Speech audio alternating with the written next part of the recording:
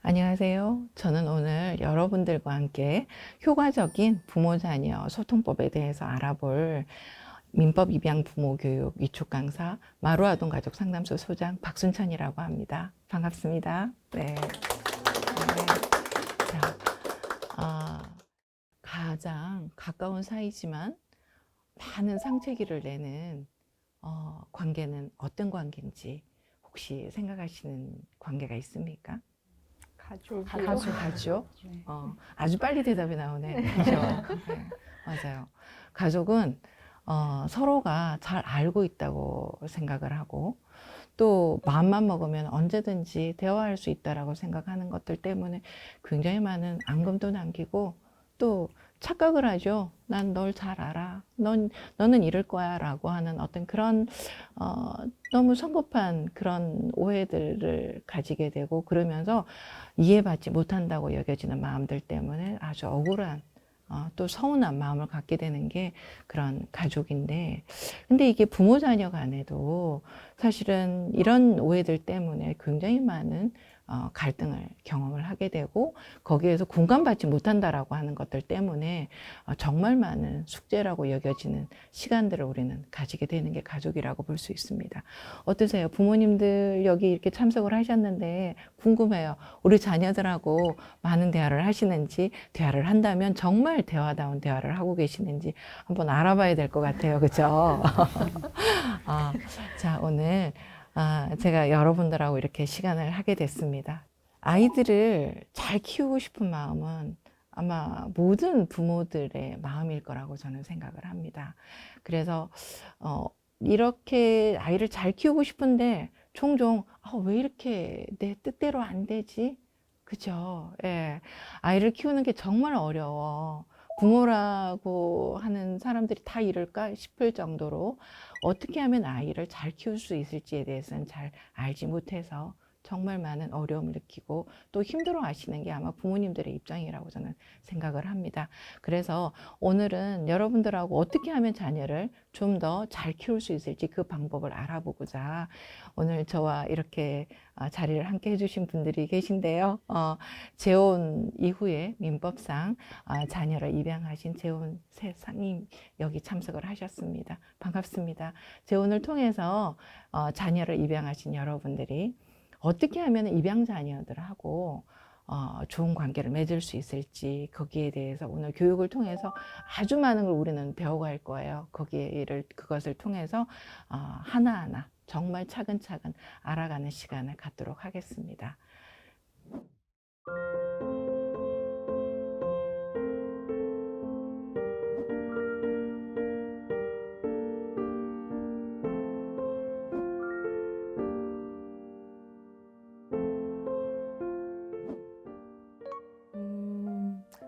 아이가 아직 어리다고 생각이 들어서 훈육을 전혀 안 하고 있어요. 잘못을 해도 그냥 괜찮다 하고 두는 편인데 다그치는 것보다는 제 교육 방식이 맞는 거겠죠?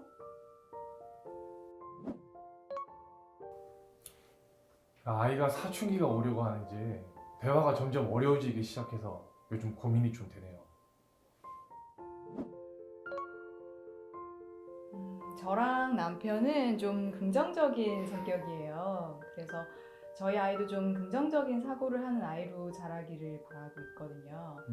근데 저희 딸아이는 좀 활발하기보다는 좀 조용한 성격이에요. 그래서 조금 더 밝았으면 좋겠다 뭐 그런 생각이 있죠. 네.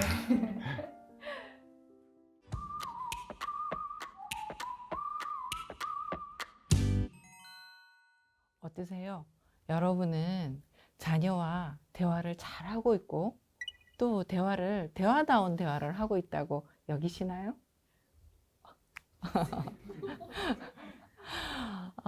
궁금해요. 한번 여쭤봅니다. 어떠신가요? 네.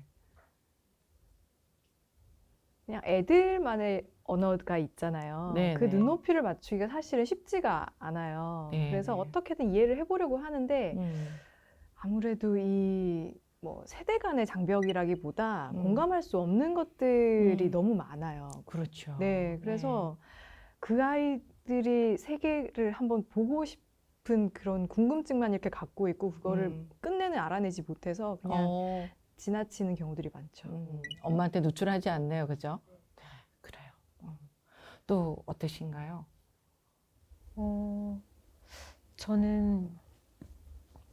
저는 그냥 아이한테 먼저 말을 걸고 제가 대화를 좀 이끌어 나가는 편이에요. 네.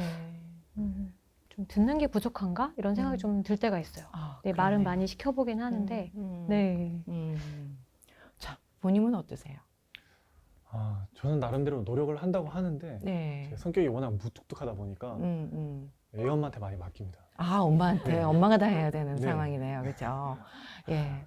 이렇게 전부 다 이제 대화하는 유형이 다 다르다. 그죠? 아이들하고. 근데 그럼에도 불구하고 다들 좀 답답함들을 많이 느끼고 계실 것 같은데, 효과적인 의사소통을 하기 위해서는 서로가 상대방의 감정을 이해하고 공감하는 것이 아주 중요합니다. 이 감정이라는 것은 같은 상황이라고 하더라도 모두가 다 사람마다 다 다르게 느낄 수가 있는 거거든요. 그래서 여기 나와 계신 우리 부모님들에게 제가 질문을 한 가지 좀 드려보려고 하는데요. 자녀가 부모님들에게 아주 편지를 예쁘게 적었어요. 카드도 예쁜 카드를 만들어서 직접 해서 부모님들한테 이렇게 드립니다. 여러분들은 어떤 감정을 느끼실 것 같으세요? 우리 부모님들한테 한번 여쭤볼게요. 자, 어떠신가요? 저는 감동스럽기도 하고, 기쁘기도 하고, 언제 이렇게 컸나 기특하기도 하고 그런 것 같아요. 그렇죠. 네, 맞아요. 네. 자, 저는 우리 네. 부모님. 애가 어릴 때는 몇 번 받아봤는데요. 이제는 좀 컸다고 좀 귀찮은 건지 쑥스러운 건지 그래요. 저는 편지를 못 받아본 지 꽤 오래된 것 같아요. 그래, 많이 서운하시겠다. 그래요. 예, 우리 부모님은 어떠세요? 저는 마냥 기쁘고 행복할 것 같아요. 뭐 흐뭇하기도 하고요. 그렇죠, 맞아요. 예. 다 이렇게 우리가 부모 입장에서 이렇게 느끼는 감정이 다 다르잖아요. 다 다양하죠.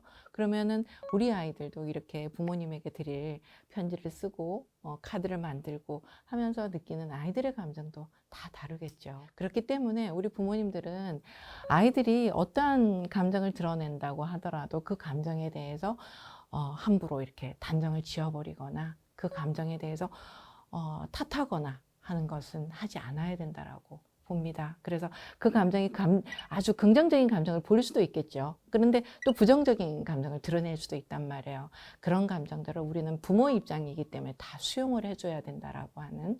그래서 부모기 때문에 아이들은 받아들여질 거라고 아마 여기고 있을 거예요. 그래서 그것이 바로 소통의 첫 단추라고 이야기를 할 수가 있는 거죠. 예. 근데 의사소통은 이렇게 사람들마다 다 유형이 달라요. 지금 이제 부모님들이 아이들하고 이렇게 소통을 하고 카드를 받는 그 과정에서도 다르게 느끼는 감정이 있는 것처럼 이렇게 소통하는 유형도 다 다른데, 우리 부모님들은 어떤 유형을 가지고 있는지 본인들도 다 궁금하실 것 같고, 저도 이제 좀 궁금한데요. 먼저 이제 우리 부모님한테 한번 여쭤볼게요. 어떻습니까? 예. 저는 대화할 때 음. 이제 상대방의 말을 끝까지 좀 잘 들어주려고 하는 편이에요. 네, 그래서 네. 함께 공감할 수 있는 대화를 이렇게 음. 좀 해나가는 걸 좋아해요. 아우, 그러네요. 네. 예. 예. 저는 대화를 리드하는 편이에요. 네. 네, 네. 좋습니다. 네. 뭐, 대화를 리드한다라고 하는 건 어떤 경우를 이야기를 하는 건가요? 자녀나 친구, 음. 남편이랑 대화할 때도 제가 음. 먼저 대화 시작하고 그리고 대화를 리드해가는 편이에요. 아, 그래요. 주도적이시네요. 그죠? 네. 예. 자, 어떠신가요? 네. 저는 대화를 길게 하는 편은 아닙니다. 그래요. 네. 대화가 아주 짧게. 네. 네. 자, 유형이 다 다르죠. 그죠? 나랑 비슷하게 생겨서 다 비슷비슷하게 하는 줄 알았는데 다 다르단 말이에요. 그래서 이렇게 다 다른 유형을 이렇게 가지고 계신데, 과연 나는 어떤 유형의 의사소통을 하고 있는지 한번 알아봅시다. 그래서 이 테스트를 통해서 한번 알아보는 시간을 가질 건데, 이렇게 여러분들한테 제가 이제 유형표를 나눠드렸어요. 그래서 여기에 그 질문에 네, 아니요로 대답을 해주시면 되는데, 체크를 하시면서 나는 어떤 유형에 속할지 한번 짐작을 한번 해보시는 것도 좋겠고요. 또 영상을 보고 계신 분들도 한번 참여를 해보시면 좋을 것 같습니다. 네.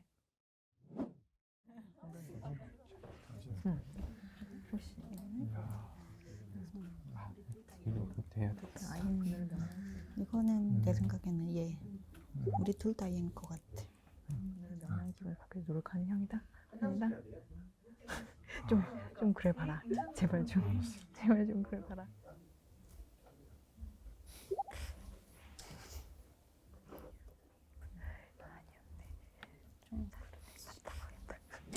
네, 질문에 답하셨어요? 네. 그럼 이제 그 결과를 알려드려야죠. 그죠? 결과를 알려드리겠습니다. 질문이 그렇게 많지는 않지만 상당히 많은 것을 알려줄 수 있는 질문인데요.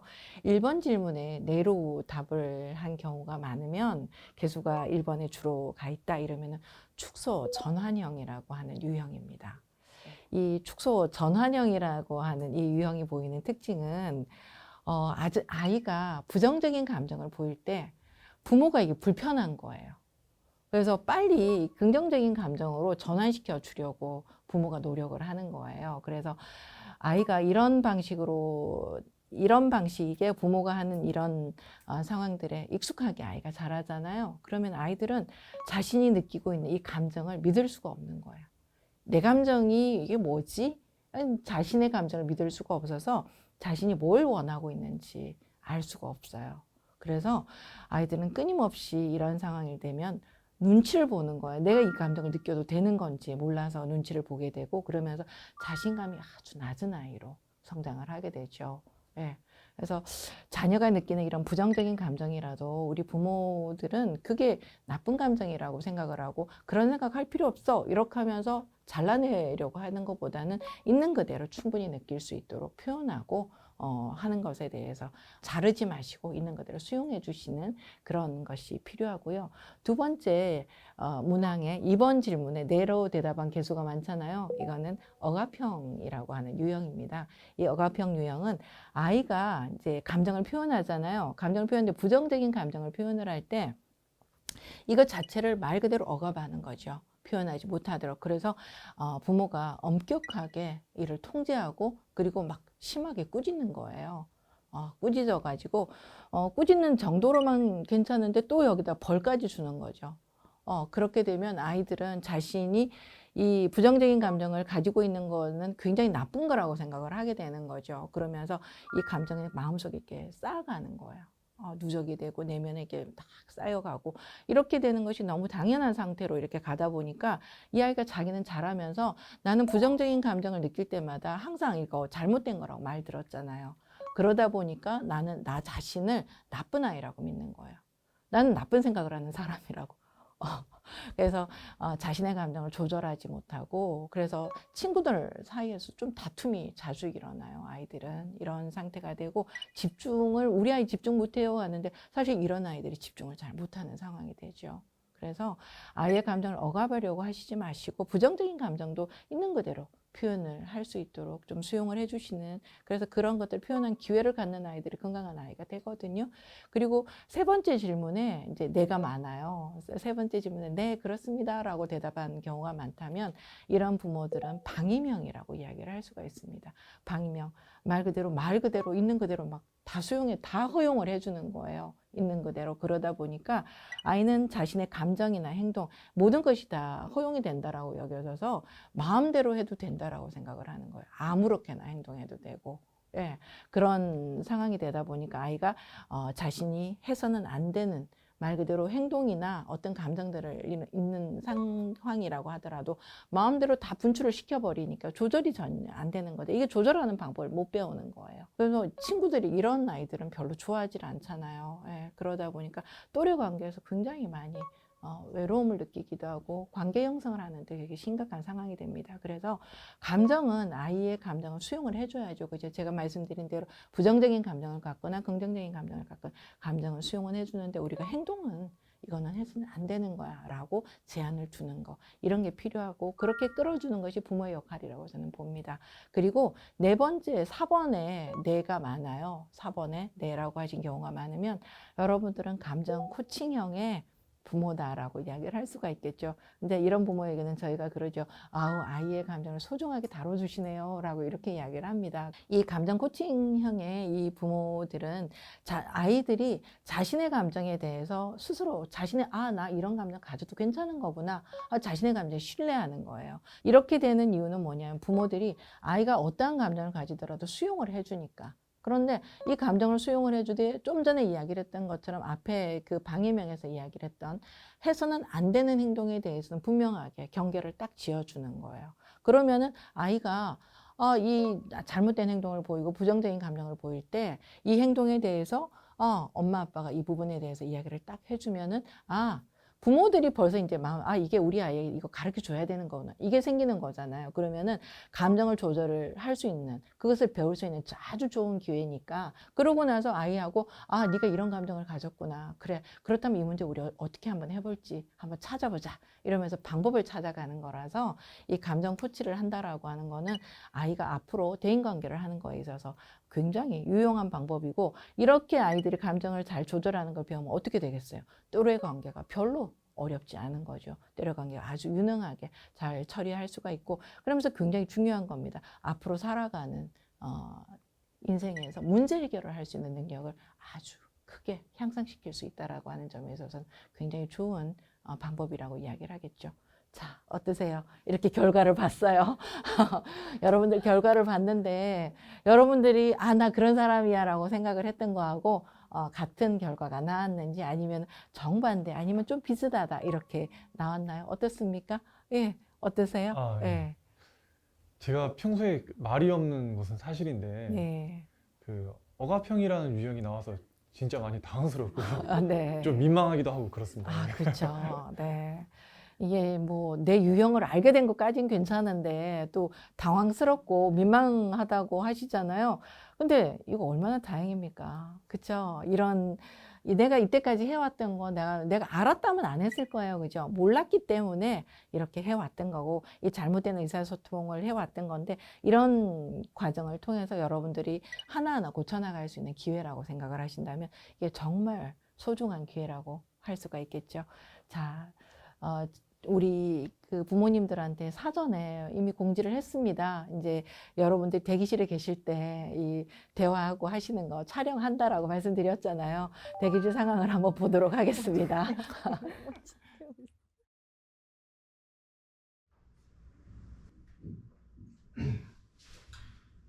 장현아, 이제 그만 숙제해야지. 방금 켰어요, 방금. 1시간도 더 된 것 같은데 숙제 언제 하려고 그래? 좀만. 뭐가 조금만이야. 이제 그만 해야지. 딱 10분만 더 할게요. 그리고 제가 알아서 끌게요. 너 어제도 10분만 한다고 하다가 10분이 20분 되고 20분이 30분 되고 그러다 결국 밤늦도록 숙제 안 했잖아. 아니야? 그래, 이제 그만하자. 진짜.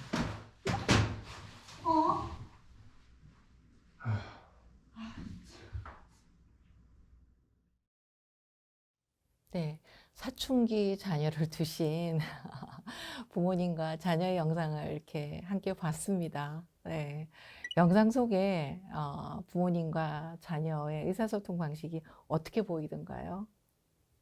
어떤 점이 잘 됐고 또 좀 안타까워 저런 거는 좀 잘못된 것 같은데 하고 이렇게 보신 부분이 있으신지 모르겠어요. 어떠셨어요? 네. 그냥 제 생각에는 네. 대화가 아니라 어. 그냥 일반적인 그냥 음. 비난하는 걸로 보이는데요. 그 아이를 막 이렇게 비난으로 몰아붙이니까 대화하기 싫을 것 같아요. 그렇게 보였네요. 그죠? 네, 맞습니다. 아이가 부모님에게 나는 이래요 라고 자신의 의사를 좀 전달하려고 했어요. 그죠? 그랬는데 부모님은 자녀 이야기를 들으려고 하기보다는 일방적으로 이전에 우리 아이가 뭐 지키지 않았던 것들, 이런 거 막 예전에 했던 거, 이런 거 끄집어내가지고 지적하면서 비난하는 모습을 막 보이신 거예요. 그죠? 그래서 사실 부모님의 목적은 이 아이를 비난하려고 했던 게 아니었을 거예요. 분명히 부모의 목적은 아이가 스스로 좀 자기 조절도 좀 하고, 거기다가 숙제도 좀 제대로 해서 부모 걱정 안 시키고 또 제대로 자기 거를 해나가는 그런 아이가 됐으면 좋겠다라는 마음을 아이한테 전달하려고 했었는데 이게 전달이 잘 안 된 것 같아요. 조금만 더 기다려줬다면, 부모님께서 조금만 더 기다려줬다면 아마 아이는 핸드폰 하는 거 그만뒀을 거예요. 그쵸? 예, 스스로. 아이들은 그러잖아요. 내가 딱 그만두려고 했는데 엄마가 이야기를 해서, 아빠가 이야기를 해서, 이래서 그걸 그렇게 하기 싫었어요. 막 이렇게 이야기를 하잖아요. 그래서 아이들하고 우리가 이제 의사소통을 할 때 우리가 꼭 이 의사소통 기술에서 우리가 중요하게 전제해야 되는 것이 있어요. 아이들도 자기 스스로 또 어떠한 상황들이 된다라고 하더라도 그 상황에서 내가 할 수 있는 게 어떤 걸까? 최선의 선택은 어떤 걸까? 이런 것들을 할 수 있다라고 하는 거를 부모님들께서 믿어주시는 그런 노력이 필요합니다. 제가 사례를 하나 알려드릴게요. 영국에서 있었던, 이거는 실제 사례인데, 영국의 로먼이라는 아이가 있어요. 이게 4살 아이인데요. 로먼이라는 아이가 엄마랑 딱 단둘이 집에 있었어요. 근데 엄마가 갑자기 쓰러진 거예요. 엄마가 쓰러졌는데 로먼이 어떻게 했을 것 같아요? 엄마를 구했어요. 놀랍게도. 그쵸? 로먼이 어떻게 했냐면, 이전에 엄마는 오늘 갑자기 처음 쓰러진 게 아니라 이전에도 엄마는 아마 쓰러졌던 것 같아요. 그러다 보니까 아빠나 주변 사람들이 엄마를 구출하는 그런 상황을 아이는 눈여겨본 거예요. 그래서 그거를 기억을 해내고 엄마 지문을 이용을 해서 휴대폰에 쉬리를 기능을 푼 거예요. 잠금을 풀어서. 그래서 전화를 한 거죠. 우리 엄마 구해주세요. 우리 엄마 엄마 쓰러졌어요. 이러면서 이렇게 구급차를 불러달라고 이제 시리 기능을 이용을 한 거예요. 정말 놀랍죠, 그죠? 근데 너무 당연한 거예요, 이게. 우리 아이들이 놀라운 이런 능력이 있는데도 불구하고 부모님들이 아이에 대해서, 아이는 어리기 때문에 아무것도 못할 거야 라고 이제 너무 과소평가를 하고 있었던 거라고 저는 생각을 하는데, 그래서 아주 어린 아이들도 지금은 7살, 9살이라고 하지만 그보다 더 어린 아이들도 스스로를 위해서, 또 우리 가족, 부모를 위해서 정말 최선의 선택을 할 수 있다라고 하는 그런 믿음으로 봐주시면 좋겠고, 아이들이 놀랍도록 많은 지혜를 가지고 있거든요. 그런 지혜가 있다는 것도 꼭 기억을 해주셨으면 좋겠습니다. 네.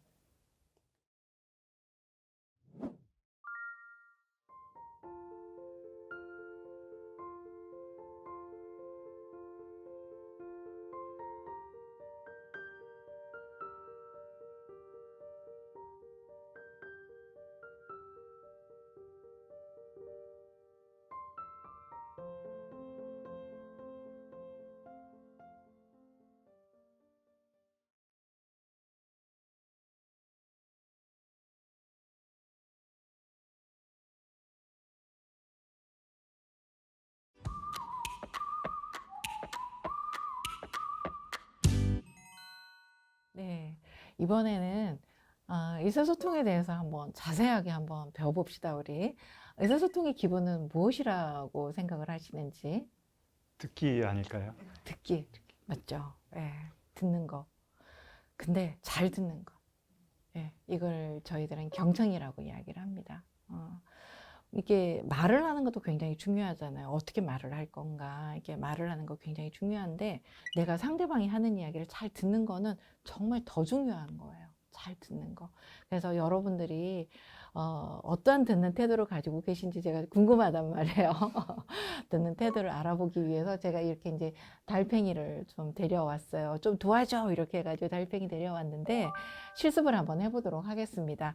자, 부부 두 분이 짝이 되어서 제가 안대를 드릴 거예요. 그래서 한 분은 앞에 있는 이제 안대를 쓰시고, 한 분은 도와주셔야 됩니다. 안대를 쓰신 분은 또 펜을 주시고요. 그렇게 갈 겁니다. 한 사람이 여기 달팽이 여기 입구에서부터 시작을 해서 끝부분까지 이제 갈 수 있도록 안대를 쓴 분이 갈 수 있도록 설명을 잘 해주셔야 돼요. 근데 벽에 좀 안 부딪히게 한번 가볼 수 있었으면 좋겠습니다. 예. 말씀하시는데 손을 잡아주거나 하시지 마세요. 손 잡아주지 말고 설명으로 하는데 손을 잡아주고 싶은 욕구를 있을 거라고 저는 생각을 해요. 왜 이렇게 그러면서 잡아주고 싶은 욕구는 있겠지만 절대로 손대지 마시고 설명만으로 갑니다. 네. 곡선을 그러시네요. 네. 곡선으로 왼쪽으로 밑으로 가면서 왼쪽으로 천천히 내려가봐. 지금 이 느낌. 쭉 내려가. 쭉 내려가? 쭉. 제가 멈추라고 할 때까지 계속? 스톱. 그리고 밑 왼쪽으로 그냥 위로 직진. 어디 위로? 아니. 스톱. 자, 이제 역할을 한번 바꿔서 한번 해볼까요?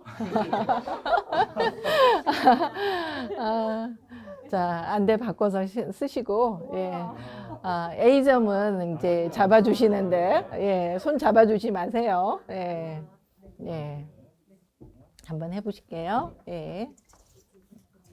네. 출발. 네. 네. 몸쪽으로. 다시 오른쪽. 조금 오른쪽으로. 내가 이야기한 건 다 자기 방향이야. 오른쪽으로 그리고 자 몸쪽으로 당겨. 자, 이제 살짝 위로. 왼쪽 위로. 너무 높아. 오케이, 그대로. 살짝 위로. 오케이, 좋아. 반대로. 네, 좋습니다. 이제 멈추죠. 네. 자, 안대를 푸시고 한번 결과를 한번 보시길 바랍니다. 네. 이야, 이거 진짜. 네. 자. 네, 방금 이렇게 활동을 해보셨는데 어떠셨어요? 어떤 생각이 드셨는지. 네. 쉽지 않네요. 쉽지 않죠. 네. 저는 분명히 제대로 가고 있다고 생각을 했는데 이게 눈을 가리니까 네. 이게 귀까지 안 들리는 느낌인 거예요. 네. 맞아요. 눈이 안 보이니까 귀까지 안 들린다. 이게 어디로 가야 될지 분명히 제가 지금 보면서도 그렇게 느꼈거든요. 네. 자, 어떠셨어요? 네. 네, 저는 평소에 아내 말을 참 잘 듣거든요. 네. 네, 정말 잘 듣는데 어렵네요. 그렇죠. 네. 네, 아내가 설명을 잘 못 해준다고 느꼈는데 제가 어떤 설명을 하려니까 잘 안 되더라고요. 그러네요. 네. 그죠. 내가 들을 때는 아내가 잘못해준다고 여겼는데 내가 또 설명을 하려니까 또 잘 안 되고 그죠. 네, 좋습니다. 자, 어떠셨어요? 아내는 설명을 진짜 잘 했는데요. 네. 이게 위쪽이 뭐 얼마만큼 위쪽인지 그것도 잘 모르겠고 분명히 방금 전에 이 달팽이 모양을 봤는데 네. 이렇게 가면 동그라미가 안 될 것 같은데 싶고 맞아요. 하는 내내 네. 이게 맞나 긴가민가 맞습니다. 했습니다. 그렇죠. 예. 어떠셨어요? 네. 제가 해보니까 네. 진짜 답답했어요. 그래. 그러니까 아무리 설명을 해도 네. 이 마음대로 가더라고요. 마음대로 네, 가더라고요. 마음대로. 네, 그랬구나. 정말 답답했을 것 같아요. 네. 자, 어떠셨어요? 네. 저는 남편이 말을 하는 대로 네. 이렇게 했더니 네. 제대로 갔거든요. 그래요. 네. 네. 그래서 이거 보니까 되게 기분이 좋은데 네. 정말 잘 듣는 게 정말 중요하구나 이런 생각을 했습니다. 네. 되게 중요한 걸 찾으셨어요. 그렇죠? 네. 맞습니다. 이렇게 다른 사람이 상대방이 하는 이야기, 그죠? 상대방이 하는 이야기에 내가 귀를 얼마나 기울여서 듣는가 하는 거는 굉장히 중요하면서도 생각보다 별로 쉽지는 않아요. 경청이 제대로 이루어지질 않으면 말을 하는 사람을 이해하기가 어려워요. 또 말을 하는 사람 입장에서는 내가 이렇게 이야기를 하는데 이 사람이 내 말을 제대로 안 들어준다. 주의 깊게 들어주질 않아. 그러다 보니까 들어주는 사람에 대해서 비난하는 마음을 가지게 되는 거죠. 이 한자 아시죠? 네, 다 아실 거예요. 들을 청자입니다. 네. 근데 이 글자를 한번 보시면 굉장히 재밌어요. 귀자가 있잖아요. 거기다가 이게 지금 귀자만 있는 게 아니라 듣는다라고 하는 의미인데 여기에 여러 가지 글자가 조합이 되어서 하나의 글자가 만들어진 거예요. 그죠? 귀가 보이고 여기 보니까 또 임금왕자가 보여요. 이렇게. 그죠? 임금 왕자가 여기 있고, 그렇게 하고 또 뭐가 있어요? 눈목자가 있죠. 그죠? 근데 또 그 아래는 또 마음 하나 일자가 한 일자가 있고 그 아래 또 마음 심자까지 이렇게 들어가 있어요. 되게 많은 이렇게 글자가 조합이 돼서 하나의 글자를 만들었는데 이제 이 글자를 보니까 저도 이제 많은 생각을 하게 되는데 아마 부모님들도 이제 이걸 보시면서 여러 가지 생각을 하시게 될 것 같아요. 그죠? 자, 어떤 의미로 보이시는지 궁금해요. 네. 왕처럼 큰 귀로 집중해서 들어라 이런 네네네. 뜻인가요? 네, 그죠. 예. 예, 그렇게도 또 충분히 보일 수 있습니다. 왕의 귀로, 그죠? 왕은 또 신하들이 많으니까 그 신하들이 하는 이야기를 다 들어야 되잖아요. 그죠? 그래서 이제 귀를 열고서 들어야 된다라고 이야기를 했고, 그 다음에 눈목이 있는데 눈목 바로 위에 뭐예요? 열십자가 있죠. 그죠? 임금의 눈은 하나인데도 불구하고 임금의 눈을 대신해서 누가 많은 신하들이 그죠 백성을 살펴보는 그런 눈이 되어야 되겠죠. 거기다가 또 여기 있습니다. 아래에 지금 하나일에 이렇게 마음심이 있는데 이거는 또 어떤 의미일까요? 네. 한이라고 마음심이니까 네. 하나의 마음으로 들어라? 그죠. 하나의 네. 마음으로 들어라. 예. 이게 조합을 한번 해보면, 그죠? 임금, 아까 이제 우리 어머님 말씀해 주신 것처럼 임금이 가지고 있는 큰 귀로 상대의 이야기를 듣는데, 그렇게 하면서, 많은 것을 볼 수 있고, 많은 것을 보면서, 그래서 10개의 눈이 되어서 상대를 이렇게 바라보면서, 내 마음으로 이렇게 들어주는 이런 것을 바로 하는 이야기인데 저는 이 글자를 이렇게도 보지만 우리 아이들하고 이야기를 할 때는 좀 다르게도 볼 수 있지 않을까 하는 생각을 해요. 근데 아이의 눈을 이렇게 바라봐요. 아이의 눈을 바라보면서 그죠? 엄마 아빠가 마음을 열고 다 이야기를 들어주면 우리 아이가 뭐가 돼요? 임금님이 되는 거예요. 이게 왕이 되는 거예요. 이렇게 아이들의 이야기를 듣는다라고 하는 이야기는 사실은 아까 이제 어머님 이야기하셨던 것처럼 아이의 마음을 알고 싶은데, 그렇죠? 아이의 마음을 알고 싶은데도 불구하고 아이가 이야기를 안 해주니까. 근데 그러면은 나는 우리 아이의 이야기를 어떻게 듣고 있었는가? 좀 돌아볼 필요는 있는 거잖아요. 그죠? 아이를 좀 더 이제 존중하면서 들어준다면 충분히 아이는 마음을 열고 엄마 아빠한테 다가올 건데. 자, 그래서 이 경청이라는 이야기를 제가 아까 말씀드렸는데 여기서 청은 이렇게 들을 청인데 경은 뭐냐? 기울인다는 거예요. 뭐를 귀를 기울인다. 거기다가 몸도 기울인다. 누구 쪽으로? 우리 아이 쪽으로. 네. 아이에게로 몸을 기울이고 귀를 기울여서 이야기를 듣는. 이게 바로 상대방의 마음을 여는, 마음을 얻는 지혜라고 이야기를 하는 게 바로 경청이거든요. 그래서 내가 대화하려는 상대가 우리 자녀라면 또 옆에 앉아 계신 배우자라면 그죠? 예, 이 온전하게 이야기하지 못했던 정말 이야기를 하고 싶었지만 못하고 있었던 그런 많은 이야기들을 드러내서 이야기를 할 수 있지 않을까. 결국에는 그렇게 되면 어떻게 됩니까? 마음의 소리를 듣게 되는 거죠. 여러분들은 우리 아이의 이야기에 이렇게 경청하고 있는지 잘 들어주고 있는지 한번 들어보도록 하겠습니다. 우리 어머님 어떠세요? 우리 아이 이야기 잘 들어주고 계신가요? 저는 잘 들어주려고 하는데요. 네네. 보통은 집안일을 하면서 애 말을 들어주다 보니까 그냥 중간중간 말을 놓치기도 하고 그리고 또 경청한다고는 하는데 끝까지 경청하면서 듣지 못했던 게 좀 많았던 것 같아요. 그렇죠. 네네네. 또 우리 부모님은 또 어떠세요? 네. 저는 아이가 말을, 그러니까 하고 싶어 하는 말을 다 할 때까지 좀 기다려주면서 들어주는 편이기는 해요. 그래요. 네. 아이가 하는 이야기를 엄마가 이제 쭉 이렇게 잘 들어주는데 그냥 엄마가 어때요? 그냥 들어주기만 합니까? 아니면 아이가 하는 이야기를 이렇게 엄마가 거들기도 하고 이렇게 되나요? 어때요? 보통은 아이가 하고 싶은 말을 다 할 때까지 좀 네. 기다려주는 편인데 네. 그래도 가끔은 제가 아이가 말하는 도중에 자꾸 거들어요. 네. 껴들고 그리고 말을 아직 안 끝냈는데 네. 제가 먼저 이렇게 해보는 건 어떨까, 저렇게 해보는 건 어떨까라는 식으로 얘기를 하는 것 같더라고요. 지금 생각을 해보니까 네, 그랬네요. 네. 그래요. 온전한 경청은 아이의 감정에 공감하는 거죠. 아예 공감을 하고, 그럼 공감을 할 때 아이는 존중받는 느낌을 받으니까, 그죠? 예. 그래서 내가 우리 아이의 말을 잘 듣고 있다는 거, 자녀의 말을 잘 듣고 있다는 그것에 대해서 아이가 알 수 있도록 메시지를 전달을 하셔야 돼요. 이렇게 미소를 보내기도 하고 또 고개를 끄덕끄덕 하잖아요. 이거를 우리 아이들한테 하는 거죠. 아이들에게 엄마가 너의 이야기 듣고 있어. 아빠가 너의 마음을 충분히 알겠어. 이러면서 미소도 보내주고 고개를 끄덕끄덕 하는 거. 이것이 바로 부모님께서 아이들에게 보낼 수 있는 메시지라고 하겠습니다. 네.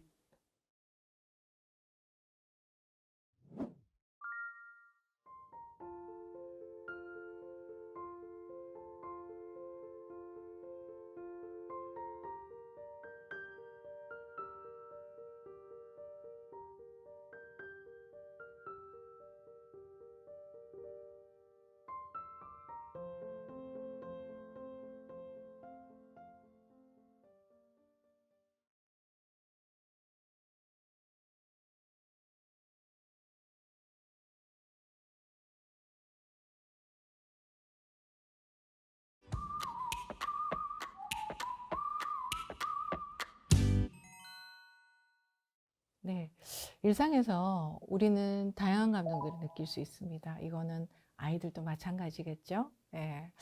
그러면 여러분들은 평소 아이가 느끼는 감정에 대해서 얼마나 잘 공감해 주시는지 궁금합니다. 이야기를 한번 들어볼까요? 네.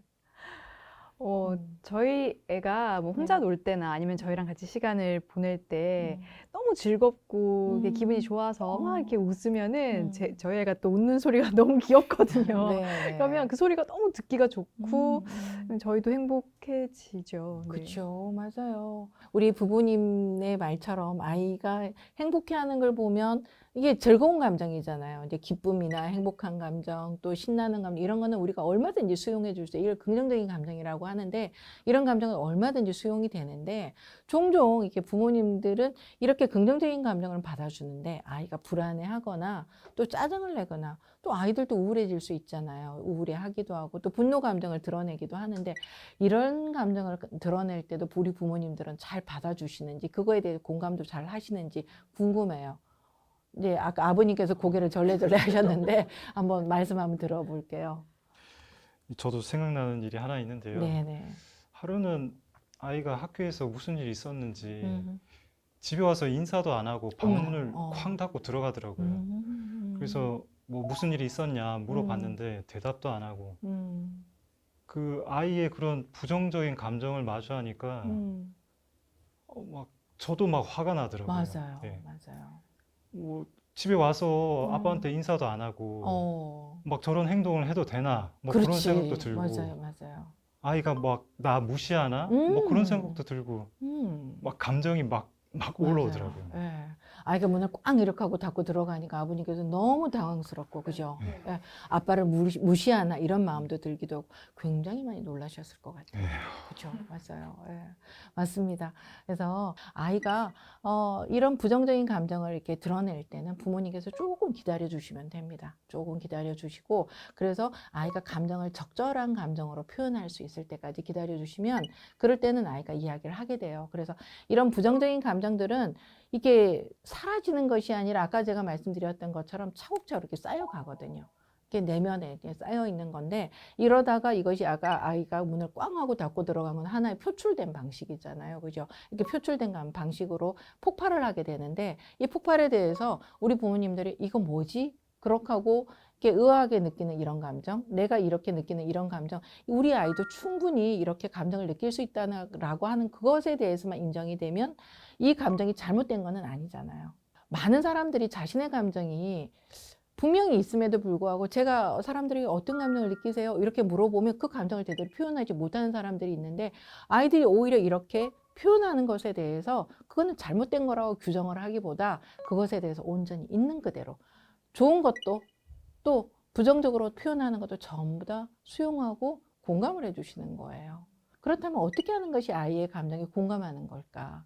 이거에 대해서 부모님들께서 아셔야 되는데 아이들의 시선으로 이렇게 눈높이라고 하잖아요. 이렇게 우리가 이런 거 있잖아요. 무릎을 굽혀서 아이의 키 맞게, 그죠? 이런 이야기를 하는데 아이의 시선으로 아이는 무엇 때문에 이렇게 감정이 이렇게 상했을까? 무엇 때문에 이런 표현을 할까? 하는 거를 우리가 알아줘야 되는데 바로 이제 이런 것에 대해서 제가 예를 하나 들어보도록 하겠습니다. 아까 이제 우리 부모님들께서도 예를 들어주셨는데 아이가 학교에서 돌아왔어요. 학교에 돌아왔는데 시무룩한 표정. 아까 아버님 이야기하신 상황하고 비슷하죠. 시무룩한 게 와갖고는 아무 말도 하지도 않고 방으로 들어가는 거예요. 방에 들어가 있다가 이게 나왔어요. 나왔는데 엄마 아빠가 너무너무 궁금하잖아요. 그래서 학교에서 무슨 일 있었어? 이렇게 물어본 거예요. 그랬더니 아이가 입이 이만큼 나와서 하는 이야기가 오늘 학교에서 짝꿍이 나한테 지우개 빌려달라고 하잖아. 근데 엄마 알잖아. 나 그거 얼마나 아끼는 건데. 내가 안 빌려줘도 얘가 삐진 것 같아. 짝꿍이. 얘 표정을 보니까 아, 나하고 이제 안 놀 것 같은 생각이 내가 드는 거예요. 그래서 내가 막 불안해지고 막 걱정이 되는 거예요. 그래도 엄마한테 이걸 이야기를 하고 나니까 아이는 아마 감정이 조금 내려앉았을 건데 엄마가 이 부분에 대해서 이제 어떻게 해주느냐가 굉장히 중요한 거예요. 그렇죠? 이제 부모님들은 아이에게 어떤 말을 해주실지 제가 굉장히 궁금합니다. 어떤 말씀들을 해주시겠어요? 자, 네. 말 잘해야 돼. 뭐 그런 걸로 다 걱정을 하니. 맞아요, 맞아요. 별거 아니죠, 네. 그죠? 별거 아니라고, 그죠? 그렇게 표현을 하세요, 부모님들은. 예, 지우개 그깟게 뭐라고, 그죠? 예. 근데 아이는 너무너무 심각한 거예요. 내 짝꿍이잖아. 짝꿍이 나랑 안 놀아줄지도 모르는 것에 대한 불안이 얼마나 큰데 그 감정을 우리는 읽어줘야 되는 거예요. 부모의 시선은 그 지우개가 별거 아니니까. 지우개 안 빌려주는 그게 무슨 대수라고 여길 수가 있지만 이 아이한테는 너무너무 심각한 상황이 되는 거죠. 그렇게 되면 이 아이에게 뭐 별걸 아닌 거 가지고 하고서 아버님께서 말씀하시듯이 이러면 아이는 공감받았다고 전혀 느끼지를 못하는 거죠. 그래서 아이한테 내 경험을 이야기를 해주는 거죠. 엄마 아빠도 어렸을 적에 친구가 그런 거 부탁했는데 안 들어주면 나를 미워하고 나를 싫어하면 어떡하지? 나하고 멀어지면 어쩌지? 하고 그런 걱정을 했던 적이 있어. 네가 충분히 그런 생각할 수 있을 것 같아. 자, 그러면 네가 어떻게 하면 이 걱정에서 좀 벗어날 수 있을까? 어떤 방법이 있을까? 하고서 아이한테 이거에 대해서 부모님들이 정말 조심해야 될 거는 부모님들 그러지 말고 그러면 이번에 이거 한번 해봐 이러면서 대책을 세워주시는데 제책 세우지 마세요. 대책을 제시하지 마시고 아이한테 어떻게 하면 될까? 이 방안에 대해서 이거에 대해서 해결하기 위해서 너희들은 어떤 생각을 할 수 있니? 라고 아이의 눈높이에서 아이가 방법을 찾아갈 수 있도록 도와주시면 그러면 아이는 자신이 느끼고 있는 이 감정이 잘못된 거 아니라는 거. 아까 엄마 아빠도 그랬다는데 나도 그렇다는데 이거 별로 잘못된 거 아니잖아요. 그럼 타당하다라고. 내 감정이 너무 이거 당연한 거구나 이렇게 느끼는 거예요. 그렇게 되면 아이가 안심을 하게 되고 불안에서 좀 벗어날 수 있잖아요. 엄마 그러면 있잖아 하고서 아이가 지우개를 내가 이건 제일 아끼는 거니까 그래서 이거는 그런데 요거 내가 이거는 너한테 내가 빌려줄 수 있을 것 같아. 그러면서 요거 가지고 가서 한번 해볼게요. 라고 아이가 대안을 제시할 수도 있잖아요. 그럼 부모는 어떻게 그래 그것도 좋은 방법인데 하고서 아이가 꺼내놓은 대안에 대해서 칭찬을 해주면 되는 거죠. 그렇게 가면 아이가 자신의 감정을 적절하게 이렇게 표현을 하면서 자신의 감정을 적절하게 관리를 해나갈 수 있는 아이가 되는 거예요. 이런 아이는 어떻게 돼요? 정말 멋지게 자랄 것 같아요. 너무 건강하게, 그죠? 건강하게 성장하고 그렇게 되면 대인관계 자체가 굉장히 건강해지고 또래관계, 인기 있는 아이가 될 거는 뭐 불보듯 뻔하죠, 이거는. 그죠? 예, 그래서 이번에 이제 우리 부모님들이 우리 아이들에게 어떻게 공감을 할 건가 공감하는 실습을 한번 해보도록 하겠습니다. 자, 아이가 유치원에서 이제 유치원이나 학교에서 이제 친구들이 노는데 요새는 이런 아이들이 참 많아요. 놀면서 나를 안 끼워준다고 아이가 속상해하는 거예요. 엄마 지네들끼리만 놀고 나를 안 끼워줘요. 나는 오지 말라 그래요. 그러면서 이제 아이가 속상해하는 이야기를 해요. 이제 눈물까지 뚝뚝 흘리면서 아이한테 어떤 말 해주시겠어요? 야, 너는 네가 뭘 어떻게 했길래 친구들이 너한테 그러냐? 맞아요, 맞아요. 네. 자,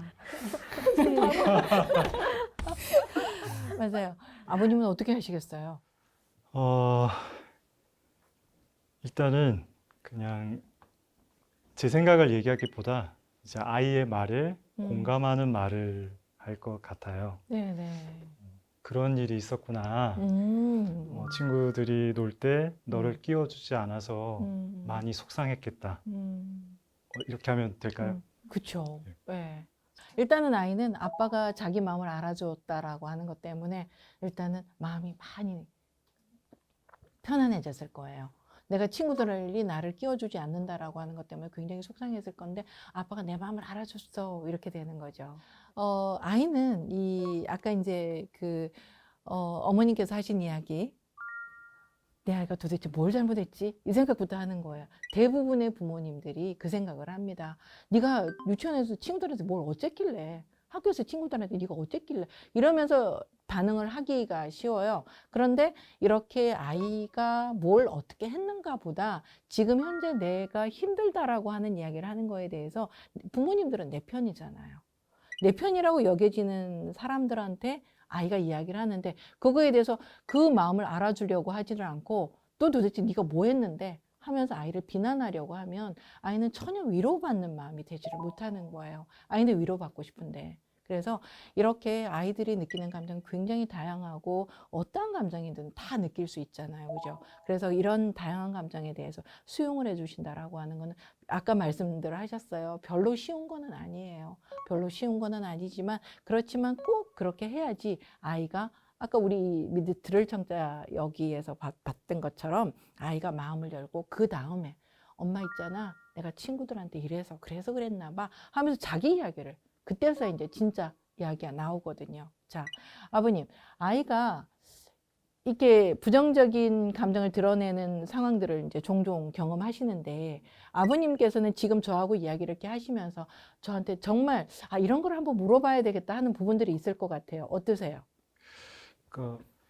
아이가 막 부정적인 감정 느낄 때 있잖아요. 뭐 예를 들어서 막 자기 마음대로 안 될 때 막 화를 내거나 막 분노를 표출할 때 뭐 그런 감정, 그런 행동도 다 받아줘야 되는 건가요? 그죠.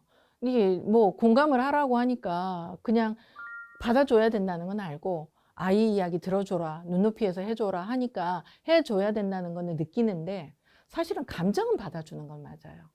감정은 맞는데 부정적인 감정을 드러내고 그래서 그거에 대해서 받아주는 건 맞지만 아이가 부정적인 행동을 한단 말이에요. 잘못된 행동을 하는 그 행동까지 우리가 받아줘서는 안 되는 거예요. 부정적인 태도를 보이면 그거에 대해서는 분명히 이거는 아니야 라고 행동의 한계를 딱 지어줘야 돼요. 아까 아버님께서 뭘 했냐면 아이가 학교에서 돌아와가지고 아빠를 무시하는 것처럼 문을 꽝 닫고 들어갔어요. 이거는 아이가 화가 났다는 거 우리는 충분히 짐작할 수 있는 거잖아요. 그죠? 그러면은 이 감정에 대해서 우리는 할 수 있는데 아까 제가 예를 드렸던 거는 아이가 지가 유치원에서 친구들이 나랑 안 놀아준다는 것 때문에 시무룩하게 와서 방에 들어가 있다 나왔어요. 문을 꽝 닫거나 이런 거 하질 않고. 그죠? 이렇기 때문에 이 아이는 충분히 좋은 행동을 하고 있는 거죠. 행동적으로는. 그래서 문을 꽝 닫는 행동에 대해서는 우리는 이거는 네가 해서는 안 되는 행동이야 라고 행동에 대해서는 분명하게 경계를 지어줘야 되는 겁니다. 해도 되는 행동과 해서는 안 되는 행동, 행동에 대한 한계점이라고 이야기를 할 수가 있겠죠. 한계가 분명하게 있으면은 아이들은 되게 편안해요. 말 그대로 여기서 놀아도 괜찮아. 여기는 놀아도 괜찮은데 여기 내려가면 안 된다. 그럼 아이는 여기서 얼마든지 놀죠. 저기 내려가면 안 된다는 걸 아니까 저기 내려갔을 때는 우리 어떻게 여기 내려오면 안 된다고 했지? 자, 여기 다시 올라가자. 그래서 여기에서 노는 것만이 아이에게 수용이 된다라고 하는 그 행동의 한계를 분명하게 알려주면서 그러면서 감정에 대해서는 온전하게 받아주시는 거. 이것이 아이에게는 정말 뭐라 그럴까요? 아이들 굉장히 행복한 아이로 만든다라고 할 수가 있는 거죠. 그래서 행동의 한계를 설정을 할 때 너무 복잡하면 안 돼요. 행동의 한계라고는 굉장히 간단하고 명료해야 됩니다. 그리고 그 기준 자체가 분명한 적합한 기준이어야 돼요. 예를 들어서 아이가 요즘에도 뭐 그런 아이들이 많습니다만은 양치를 하지 않겠다고 하는 거야. 이 닦는 거 싫어요. 그냥 맛있는 거 먹고 그냥 자고 싶잖아요. 근데 실컷 놀다가 그냥 자고 싶은데 안 닦으려고 하는 거예요. 그러면은 엄마 아빠는 어떻게 해야 되냐? 양치를 하지 않으면 네 이빨이 다 썩어서 어떻게 돼? 치과 가서 치료해야 되잖아. 아프잖아. 이게 네가 힘들어. 이빨이 썩을 수 있으니까 안 되고 거기다가 네가 이를 닦지 않으면 어떻게 다른 사람들하고 이야기를 하다 보면 냄새가 나는 거야. 불쾌감을 준다고. 그래서 이거는 안 되는 거야. 라고 아이한테 분명하게 딱 거주는 거죠. 그 다음 또 하나 예를 보면 공공장소에 제가 이런 경험을 했었어요. 아이가 막 그 공공장소인데 아이가 막 소리를 지르면서 막 뛰어다니는 거예요. 근데 아빠가 있는데도 아이를 통제를 하지 않아요. 제가 참 마음이 안타까웠던 적이 있는데 네가 뛰어다니면 넘어져서 다칠 수 있고 거기다가 소리 지르고 다니면 다른 사람들한테 방해돼. 그래서 이런 행동을 하면 안 되는 거야. 너무 명료하잖아요. 그죠? 이렇게 분명하고 명료하게 아이에게 딱 제시만 하면 아이는 그런 행동만 하지 않으면 되고 나머지는 지가 하면 되니까 그렇게 아이들에게 기준을 제시를 해주시는데 너무 복잡하면 안 되겠죠. 예.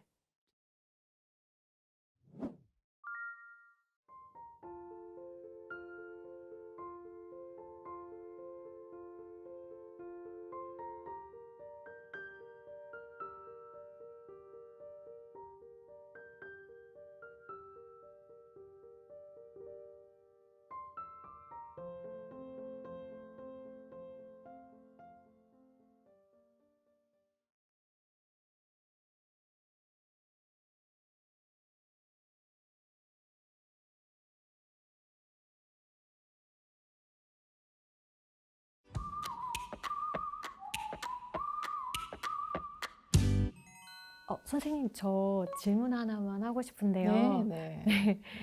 저는 평소에 저희 아이한테 칭찬을 좀 자주 해주려고 하는 편이거든요. 네. 근데 또 어느 순간 보니까 제가 약간 의무적으로 또 무의식적으로 칭찬을 하고 있는 거예요. 네. 근데 이 칭찬에도 어떤 바람직한 선이 좀 있는지, 왜냐하면 또 칭찬을 잘못하거나 너무 과하게 하면 그게 독이 된다는 말도 좀 들어서 칭찬의 어떤 적정한 선, 알맞은 선? 네, 좀 알고 싶습니다. 맞아요, 맞아요. 네.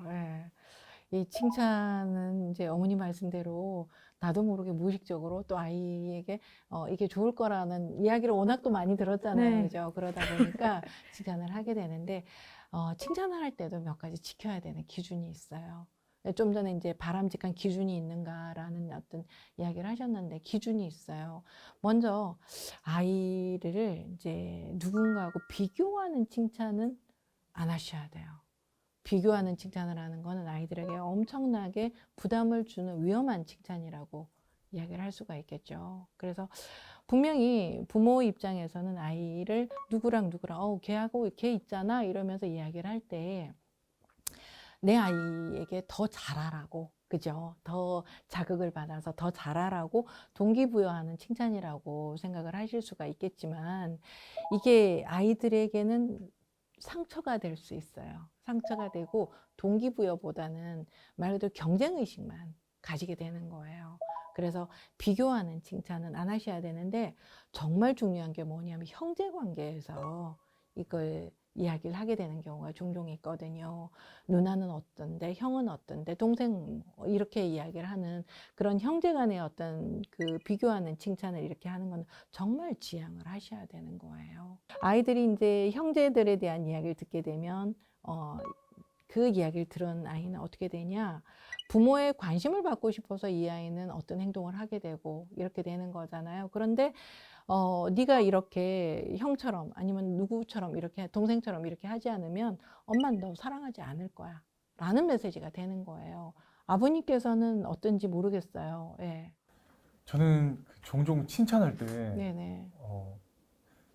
장현아 뭐 이번에 잘했으니까 아빠가 장현이 가지고 싶은 거 다 사줄게 뭐 음. 이런 식으로 제가 이제 말을 하거든요. 네네. 근데 이것도 위험한 칭찬인가요? 네. 조건을 달아서 칭찬하는 것이 반복이 되면 어느 순간 아이는 자기가 원하는 걸 얻으려고 의도적으로 칭찬받으려고 하게 되는 거죠. 그래서 칭찬하는 것이 칭찬보다 부모님이 이제 내거는 그런 조건에 더 초점이 맞춰지는 것이기 때문에 이게 아이하고의 어떤 거래하듯이 하는 칭찬은 하지 않는 게 좋겠죠. 예. 네. 선생님, 그럼 바람직한 칭찬은 네. 어떻게 하는 거예요? 바람직한 칭찬, 예. 그죠?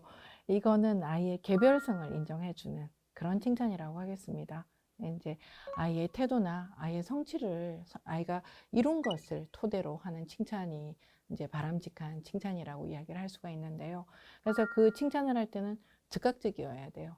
어떤 것을 해냈을 때 바로 해주는 칭찬, 그리고 뭔가를 했을 때 구체적으로 해주는 칭찬이어야 돼요. 막연하면 너 착하구나 이런 것이 아니라 아이에게 구체적으로 아이가 해낸 것에 대한 칭찬을 하고, 그 다음에 아이가 충분히 내가 칭찬받는 이유를 납득할 수 있어야 되는 것이, 그게 이제 바람직한 칭찬이라고 이야기를 할 수가 있겠습니다. 그래서 뭐 칭찬의 기준이라고 하면 바로 그런 것들 이야기를 하는 거겠죠. 네, 네. 선생님, 네. 저는 그 네. 칭찬 스티커를 네. 종종 주기도 하는데요. 네, 네. 이제 칭찬의 방법으로 칭찬 스티커를 주는 게 좋은 네. 방법인지. 네, 네, 네, 맞아요. 부모님들이 칭찬 스티커 많이 쓰시잖아요, 그죠? 네. 근데 보통 어떨 때 칭찬 스티커를 쓰시는지 궁금합니다. 네. 저는 아이가 이제 좀 더 잘했으면 이제 하는 마음에 동기부여하려고 네. 이렇게 주고 있는데. 네, 네, 네. 열심히 한 대가로 스티커를 주신다면 아이는 또 열심히 해야지, 이렇게 이제 동기부여가 충분히 되는 거죠. 네. 그렇지만 이런 방법은 보통 한 만 6살 요때까지입니다. 그래서 이때까지만 효과가 있고, 초등학교에 가잖아요. 그러면 아이들이 이제 이때까지 부모님들께서 조건을 내걸고 칭찬을 하셨던 거를 아이들이 반대로 하면서 부모에게 나 이렇게 할 거니까 엄마 아빠 뭐 해주실래요? 그렇게 하고 이제 요구를 하게 되는 거죠. 네. 그래서 칭찬 스티커는 아이가 초등학교 들어가기 전까지, 그때까지만 사용하는 걸 좀 추천을 드립니다. 자, 그럼 오늘 우리 배운 내용을 토대로 우리 부부들끼리 서로 칭찬 한번 해봅시다. 첫 번째 A 부부부터 칭찬 한번 해보실까요? 네. 네, 네, 그렇죠. 네. 당신은 참 부지런한 것 같아. 일도 하면서 아이들 키우는 게 힘든데도 힘든 내색 안 하면서 하고 있잖아. 당신도 뭐 그렇지. 항상 고맙게 생각해. 네. 네. 자, 두 번째, 이제 B 부부께서. 예.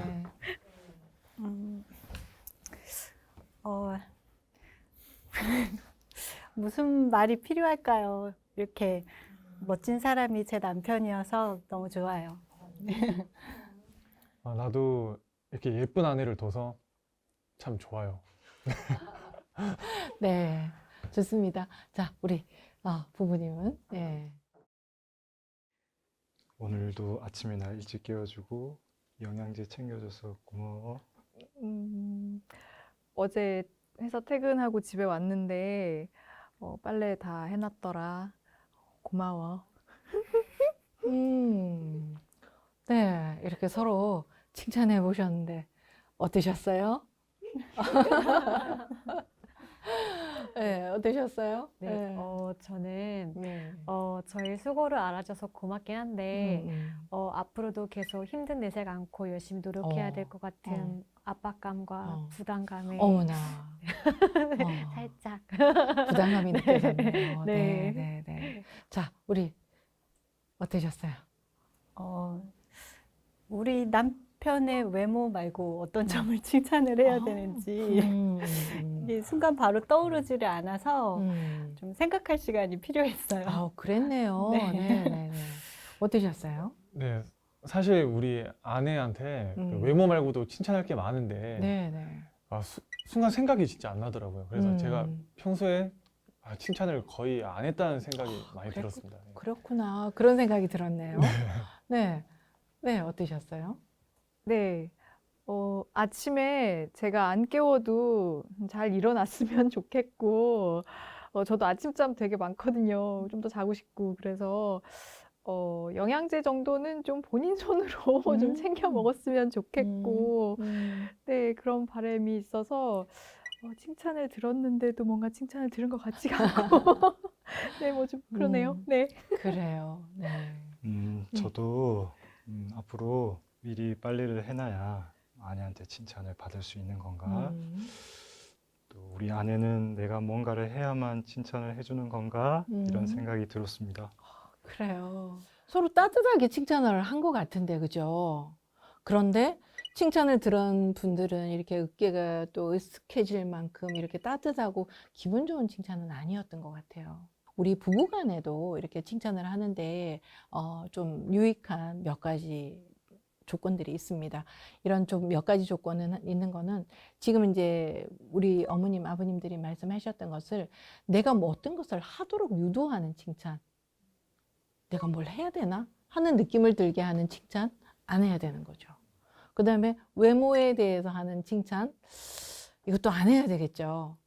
그리고 내가 뭔가 한 거에 대해서 보상으로 주어지는 듯한 칭찬, 이런 것도 사실은 우리가 지양을 해야 되는 겁니다. 그래서 이런 칭찬보다는 상대가 나한테 보여준 모습 그대로, 상대 배우자가 나한테 다가오는 모습 그 자체로 칭찬하는 것이 바람직하다라고 이야기를 할 수가 있겠죠. 그래서 한번 바꿔서 한번 해봐야 되는데 한번 해볼 수 있겠습니까? 한번 노력 한번 해봅시다. 예. 예. 그동안 참 많이 힘들었을 텐데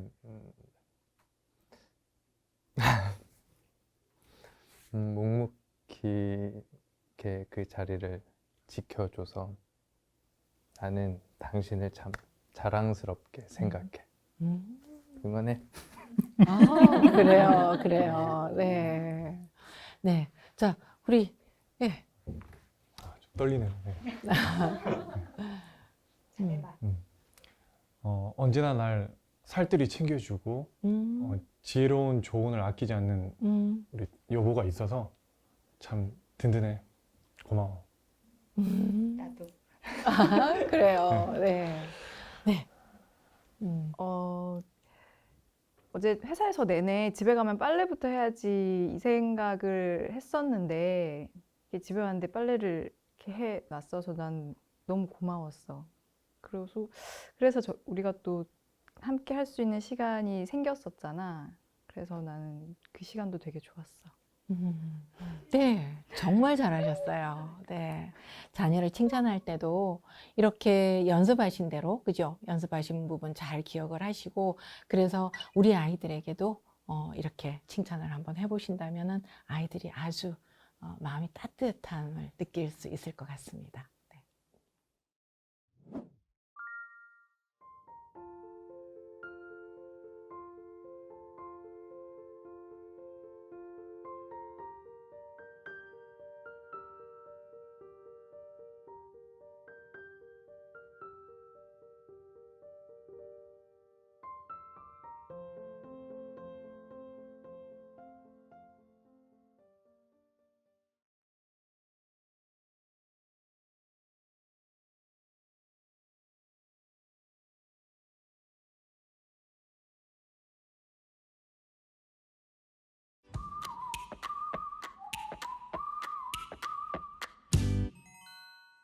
네, 자녀 양육에 있어서 칭찬만큼 또 중요한 것이 한 가지 있어요. 훈육입니다. 바람직한 훈육을 위해서 우리가 꼭 알아야 되는 것이 있는데 아동의 권리라고 이야기를 할 수가 있겠죠. 아동의 권리인데요.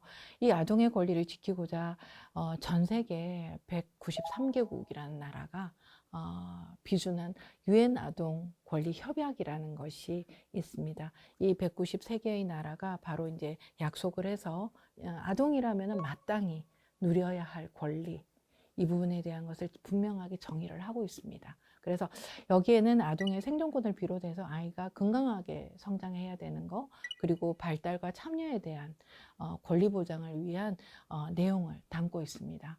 유엔 아동 권리 협약에서 정의하고 있는 아동의 권리를 잘 숙지를 하시면 뭐 아동의 권리를 침해하는 극단의 행위인 아동 학대의 발생을 예방할 수 있겠다, 이렇게 이야기를 드릴 수 있는데요. 우리가 아동 학대인지 아닌지 구별하는 것이 실생활에서는 사실 좀 어렵습니다. 어려워서 부모님들이 자녀에게 가장 많이 하는 실수들이 있을 수 있어요. 그래서 나도 모르게 하고 있지는 않은지에 대해서 한번 살펴보는 것이 필요하다고 하겠습니다.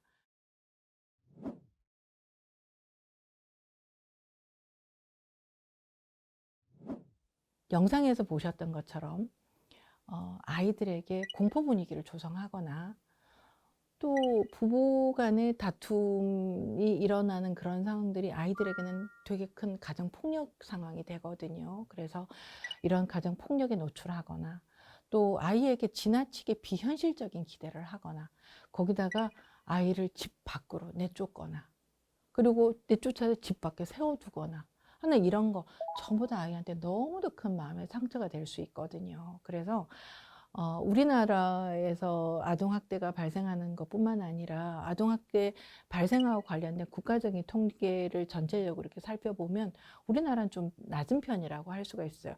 그런데 실제로 우리나라에서 아동학대가 적게 발생한 거라고 생각이 드시나요?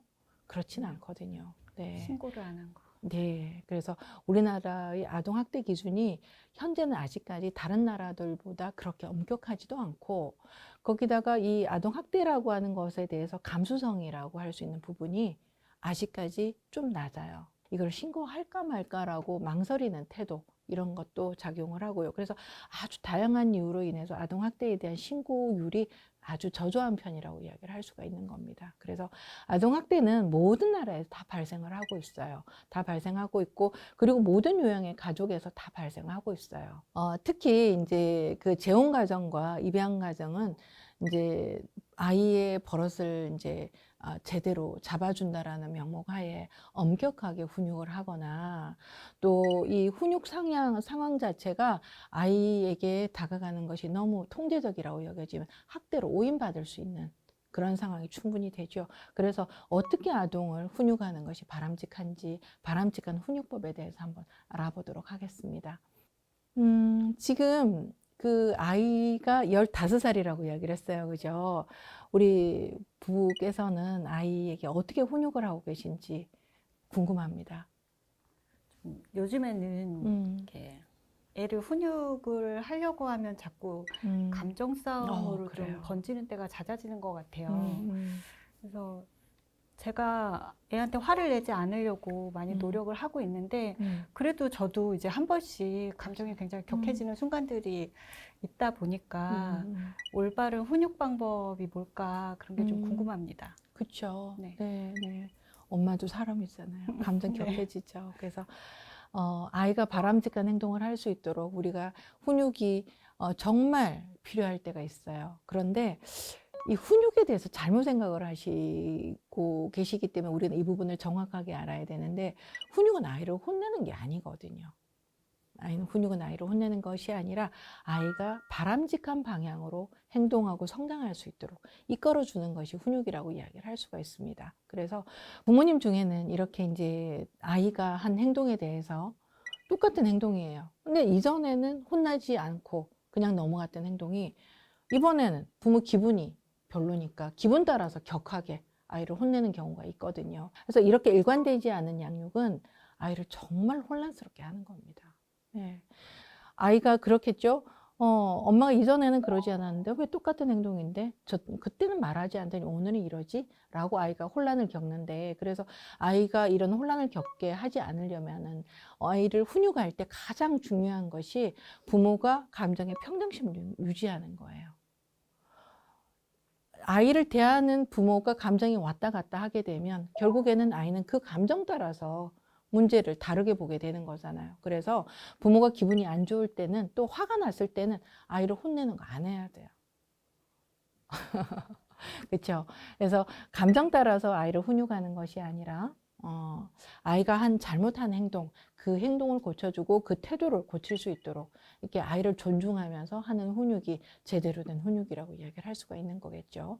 그래서 중요한 거는 아이의 인격이 존중돼야 된다라는 거예요. 아이에도 분명하게 인격을 갖고 있기 때문에 아이가 그 인격을 다치지 않게 아이에게 바람직한 행동을 가르칠 때는 인격을 존중하면서 그러면서 아이가 가지고 있는 긍정적인 잠재력에 대한 신념을 충분하게 부모가 갖고 있어야 돼요.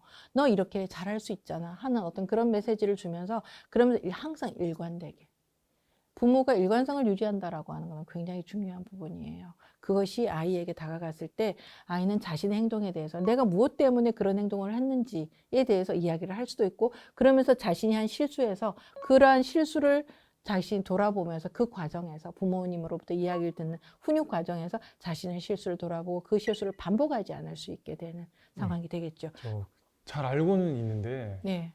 그 화가 났을 때 어떻게 화를 내지 않고 그 아이한테 훈육할 수 있을까요? 그죠. 그죠. 이거는 우리 부모님들이 공통적인 부분이라고 생각을 하는데 제가 권해드리는 방법은 부모님들이 타임아웃을 한번 해보시기를 나 자신에게 타임아웃을 주는 거죠. 잠깐 생각할 시간. 속으로 한 10초 정도 하나, 둘, 셋, 넷 이렇게 해서 한 10번까지 헤아려 보는 겁니다. 그럼 그 순간 아주 짧은 시간이지만 내 감정이 좀 가라앉을 수 있어요.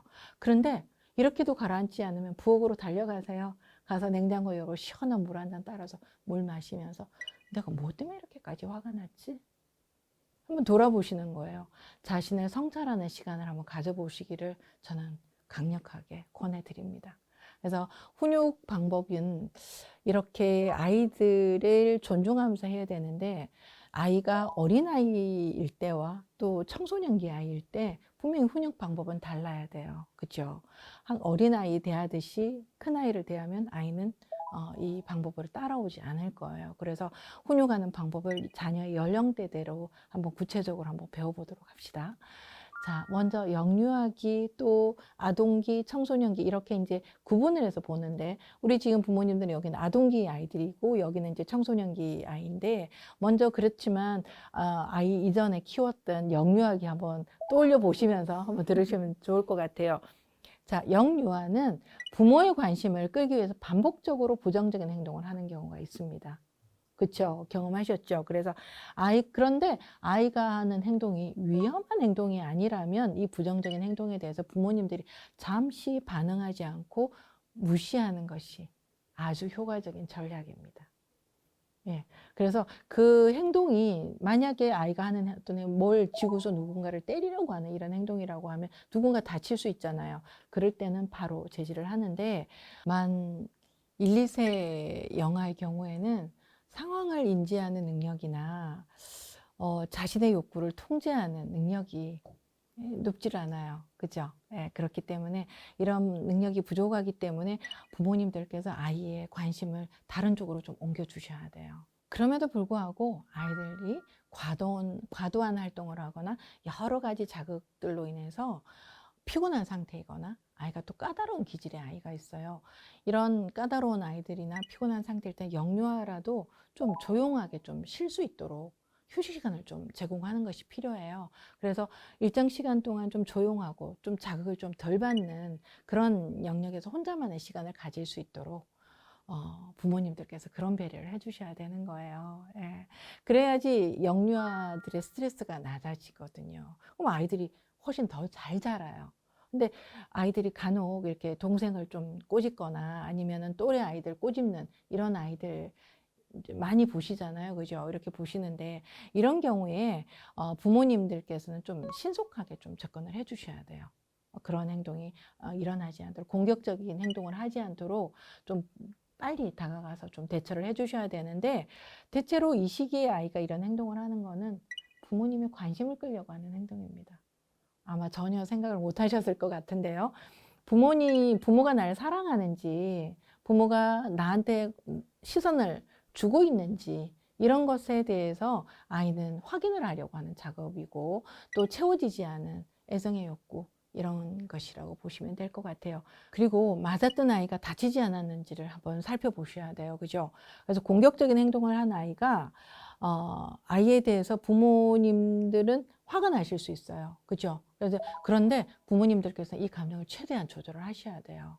네, 조절을 하셔야 되고, 만약에 내 아이가 하는 행동 때문에 부모님께서 과도하게 흥분을 하시거나, 또 훈육을 이렇게 너무 이렇게 강한 강도를 높여서 하시게 되면 절대로 긍정적인 효과를 가져오기가 어렵습니다. 그래서 이러한 상황들이 부모가 너무 과도하게 아이에게 접근을 하게 되면 아이들은 어떻게 되냐? 부모가 안 볼 때, 엄마가 안 볼 때, 아빠가 안 볼 때 동생 꼬집고 친구 꼬집고 할 수 있거든요. 그래서 그런 행동이 반복적으로 일어날 수가 있기 때문에 그래서 부모님들께서 정말 주의를 해주셔야 되는 거죠. 예. 자, 다음은 아동기에 어떠한 훈육 방법이 바람직한지 한번 살펴보도록 하겠습니다. 아동기의 아이들을 이제 훈육을 하실 때는 이 아이들이 벌써 3살이 되면 아이들은 자아가 생긴다라고 이야기를 하거든요. 근데 7살 그러면 우리는 아우 미운 7살 이러잖아요. 이건 무슨 말인가 하면 아이가 벌써 자아가 생긴 거예요.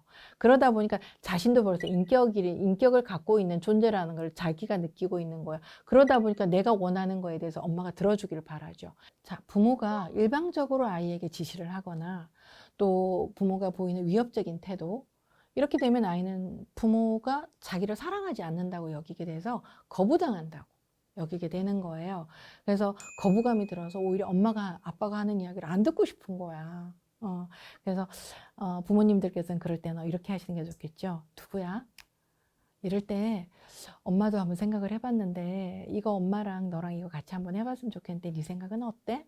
하고 아이에게 한번 부탁을 하는 거예요.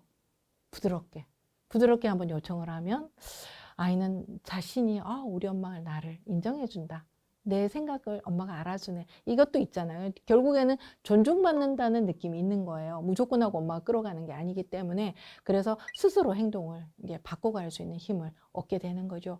근데 이게 이제 청소년기까지 이어져야 돼요. 이게 영유아기부터 시작한 거를 아동기에 이렇게 부모님들이 해주시고 그래서 청소년기에 가는데 청소년기의 발달 과업이 뭐냐면 자아 정체감이에요. 내가 누군가 하는 거에 대해서 나라는 존재가 누군가 하는 것에 대해서 아이들이 발달 과업을 가지고 있기 때문에 자신에 대한 정체감을 분명하게 드러내는 시기란 말이에요. 정체감을 분명하게 드러내는 시기다 보니까 부모가 내 이야기를 들어주는가 하는 거에 대해서 굉장히 민감하게 반응을 합니다. 그래서 자녀에게 내가 부모로서 너 하나의 인격체인 내 아들, 내 딸에 대한 이야기를 나 지금 진지하게 듣고 있어 하는 메시지를 전달하는 게 너무 중요한 거죠. 여러분들도 이 시기 지나보셨지만 이성친구 관심 있잖아요. 또 진로, 그죠? 그 다음에 성적에 대한 거, 또 장래 희망에 대한 거 너무 다양한 관심을 갖고 있잖아요. 부모 입장에서는 아까 우리 어머니 말씀해 주셨던 것처럼 잘 되기를 바라는 마음에서 자꾸 이런저런 이야기를 해주시면 아이가 느낄 때는 이게 조언이 아니라 간섭이고 통제를 받는다고 여기는 거예요. 그래서 아이가 다가올 때까지 좀 기다려주는 게 필요하죠. 아이가 다가오면 왔어? 그래, 어떤 이야기를 하는 거야? 하고서 엄마가 귀를 열고 이야기를 들어주는 거. 이게 이제 진지하게 들어주면 아이는 엄마는 나를 기다리고 있었구나. 이게 되는 거예요. 그래서 청소년 자녀하고 규칙을 정하고 또 그 규칙을 지켜나가는 것을 우리 부모님들이 자녀한테만 요구하는 것이 아니라 부모님들이 그 규칙을 먼저 지켜나가셔야 돼요. 굉장히 중요한 거죠, 그죠? 그래서 이번에는 바람직한 이런 훈육에 대해서 한번 실습을 한번 해보려고 합니다. 예, 바람직한 훈육을 할 때는 기억하셔야 될 것이 딱 3가지가 있어요. 3가지만 기억을 하시면 될 것 같아요. 첫 번째는 먼저 아이의 감정을 이렇게 읽어주는 거. 그 다음에 부모가 아이에게 훈육을 할 때는 중립적인 태도를 취해야 돼요. 아이가 스스로 자신의 목표를 좀 찾아볼 수 있도록 부모가 의사를 전달을 해야 되는 거. 굉장히 중요한 부분입니다. 그래서 이거를 실천할 수 있는 방법으로 이렇게 이제 FIT라고 하는 이런 방법을 권해드리는데요. FIT에서 F는 바로 팩트입니다. 사실에 입각해서. 그 다음에 임팩트입니다. 이러한 것들이 어떠한 영향을 미치는지 아이에게 또 부모에게 어떠한 영향을 미치는지 이거에 대한 이야기를 하는 거고요. 그렇게 하고 타겟입니다. 목표를 분명하게 그죠? 세워나가는 이런 방법으로 아이에게 훈육을 하셔야 된다는 걸 이야기를 하는 겁니다. 그래서 지금 이제 부모님들께서 이제 우리 B 부부가 제일 이제 관심이 크시긴 할 건데 그렇지만 이제 우리 아이들은 잘 할 거잖아요. 근데 이 FIT에 맞춰서 한번 이 방법을 대화하기를 한번 실습을 한번 해보도록 괜찮겠죠? 네. 그 아이가 생길 수 있는 목표. 자기가 임팩트하고 내가 팩트하고 걔가 물 엎지는 상황이네. 물 엎질렀구나. 목표를 세워야 되니까 그러면 너는 숙제를 어떻게 하면 좋겠냐 이런 식으로 목표를 세우면 되는 거지. 그거를 이제 못 놀게 됐다라고 얘기를 해주고, 그치? 이제 어떻게가 나와야 되잖아. how가 나와야 되는지. 네, 우리 부모님 한번 해보시겠어요? 네. 네. 물을 엎지른 상황이네. 그러면 물을 엎질렀구나. 미치는 영향에 대해서 얘기를 해야 되니까 물을 엎질러서 마실 수 없게 됐네 이렇게 얘기하면 되겠다. 그러면 나는 물을 엎지르지 않고 마실 수 있으려면 어떻게 하는 게 좋을까? 오, 네. 네. 예. 네. 우리는 TV를 보고 있네. TV를 계속 보면 숙제를 못 하겠네. 그러면 TV도 보고 숙제도 하려면 어떻게 하면 좋을까? 오, 네. 이거 너무 잘하시는데요? 네, 자, 예. 친구랑 다퉜구나. 그러면 이제 그 친구랑 함께 놀기 어렵게 됐네. 친구랑 화해하고 같이 놀려면 어떻게 해야 될까? 오, 예. 너무 잘하셔요. 네, 정말. 네, 모두 정말 수고하셨습니다.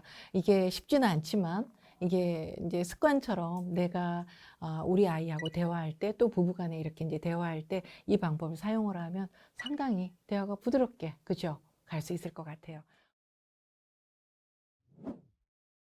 네, 모두 너무너무 수고 많으셨어요. 네, 오늘 우리 부모님들 지금까지 열심히 공부하셨는데 오늘 배운 내용을 여기 요약을 해뒀습니다. 그래서 다 같이 한번 읽어보는 게 좋을 것 같아요. 같이 한번 읽어볼게요. 제가 하나 그러면 우리 부모님들 같이 읽어주세요. 자, 하나. 아이의 이야기를 잘 듣는다. 둘. 아이의 감정을 이해하고 공감한다. 셋. 바람직하게 칭찬한다. 넷. 바람직한 방법으로 훈육한다. 네, 오늘 배운 내용 기억을 하시고 부부가 협력을 하셔야 돼요.